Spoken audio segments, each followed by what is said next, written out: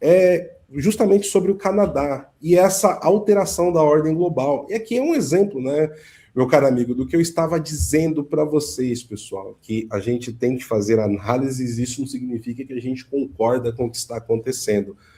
Mas a situação é que o Canadá definitivamente fechou um acordo comercial com a China para reduzir tarifas e ampliar exportações, tá? E nós estamos falando aí de um país que está fazendo fronteira, tá? Fronteira com os Estados Unidos da América e é um dos principais aliados históricos, né, dos Estados Unidos.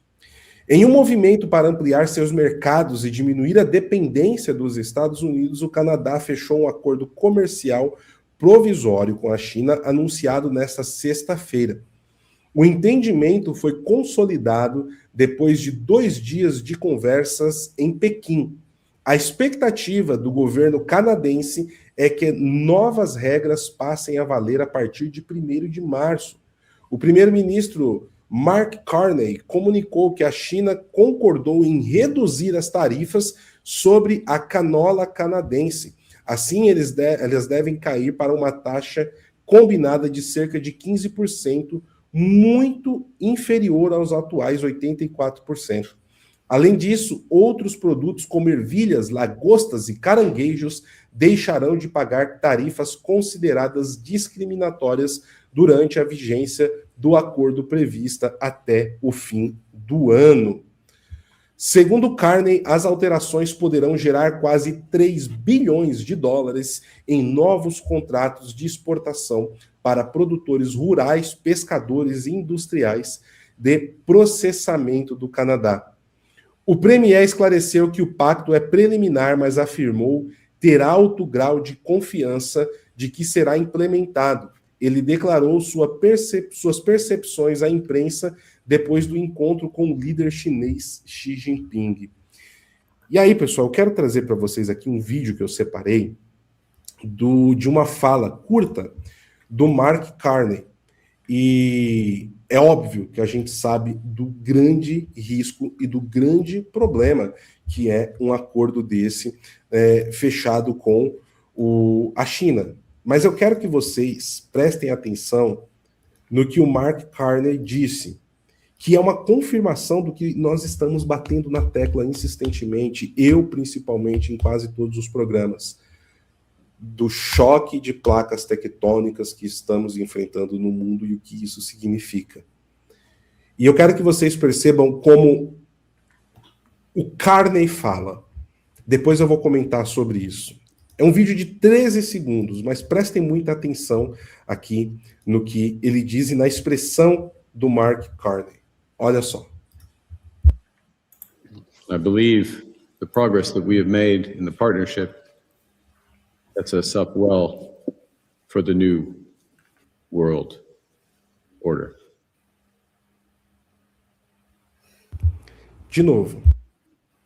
I believe the progress that we have made in the partnership sets us up well for the new world order.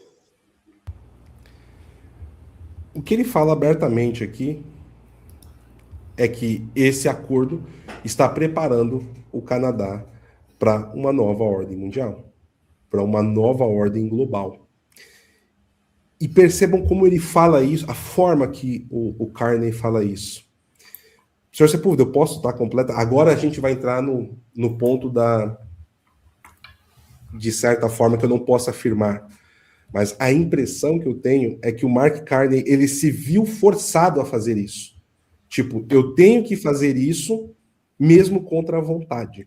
Não é necessariamente o que eu gostaria de estar fazendo, mas estou sendo obrigado a fazer isso. Eu fiquei com essa impressão, até da forma reticente que ele fala, parece que ele está com medo do que ele está falando, do que ele está afirmando. E o Canadá está se posicionando. O governo canadense percebeu que uma nova ordem global está sendo estabelecida e eles estão tomando decisões para se posicionar no meio de tudo isso. E aqui eu não estou entrando no mérito se o Canadá está fazendo bem ou mal, mas de demonstrar o que está acontecendo. Senhor Sepúlveda, agora eu passo para a análise do senhor. Olha, Paulo, eu me parece que essa afirmação assim até é chocante, né? Porque ele abre claramente a perspectiva de que ele está trabalhando para uma nova ordem, como muitos estão trabalhando para essa nova ordem. Agora, é terrível quando um país como o Canadá se joga nos braços da China. Isso é simplesmente terrível. E essa política de agressão, vejam bem, houve uma política inábil, a meu ver, do Trump logo no início do governo, quando ele começou a agredir o Canadá e talvez tenha influenciado na virada do governo, das eleições no Canadá, em que os conservadores estavam muito próximos de ganhar. E o Trump diz o seguinte: nós temos a intenção de afastar a influência da China do que eles chamam o hemisfério ocidental.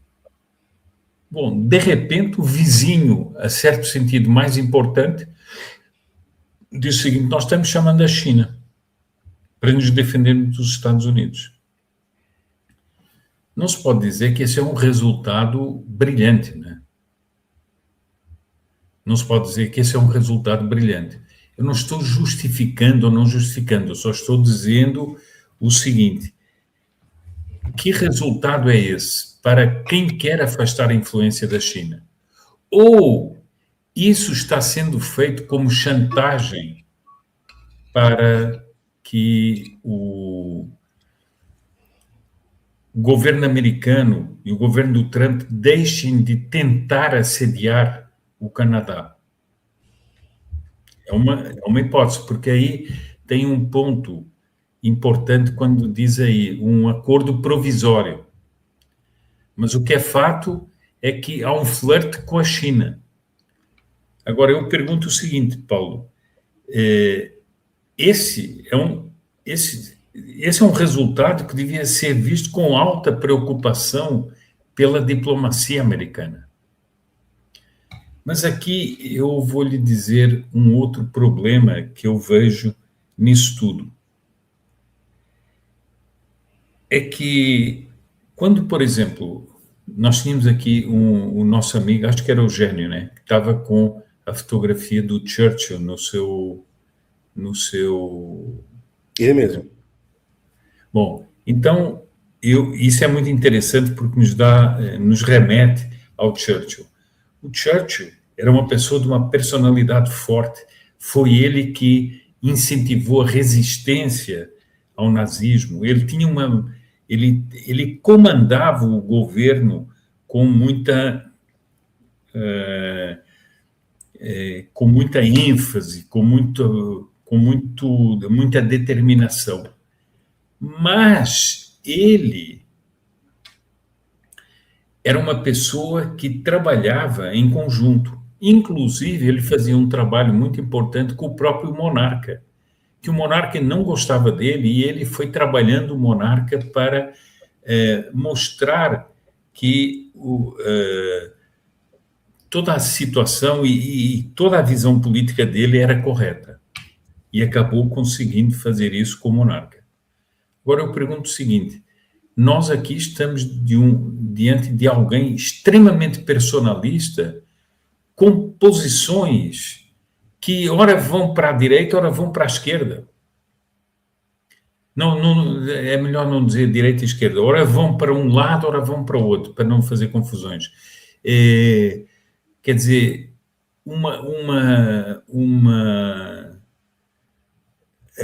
um personalismo tão grande. Nós vimos isso na questão do Brasil. Eu pergunto o seguinte: alguém aqui sabe o que é que aconteceu realmente no Brasil? Para tirar a Magnitsky, para tirar as tarifas, alguém sabe? Porque quando foi aplicado, sabia-se qual era a razão. Quando foi tirado, não se sabia qual era a razão. O que é que levou a fazer uma coisa e o que é que levou a fazer outra? Então, me parece o seguinte, que quando se vê, por exemplo, a diplomacia conduzida pelo Marco Rubio, ela parece ter muito mais coerência e estabilidade. Perfeito. É muito isso, senhor Sepúlveda, prossiga.